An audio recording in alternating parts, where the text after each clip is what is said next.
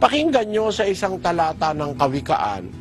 Ang magdarayang tao ay nagkakalat ng pagtatalo, at ang mapaghatid dumapit ay naghihiwalay ng magkakaibigang matalik. Yun po palang maghatid dumapit. Yun pong paghatid dumapit, yun nga po yung chismoso, chismose. Rumor mongererse. Ganun yung mapaghatid dumapit.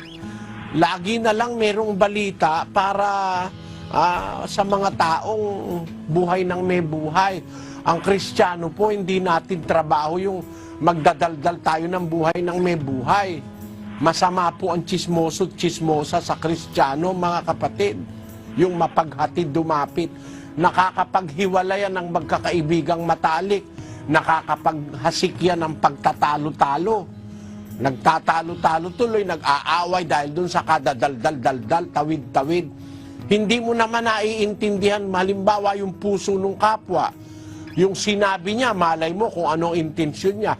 Ihahatid mo dun sa kinauukulan, magdaramdam yung kinauukulan, magsasalita rin. Ihahatid mo naman ngayon dun sa pinanggalingan, pinag-aaway mo yung tao. Masama po ang chismoso. Yang mga salita ng Diyos na yan, lalagay po natin sa ating puso para bumuti ang ating dila.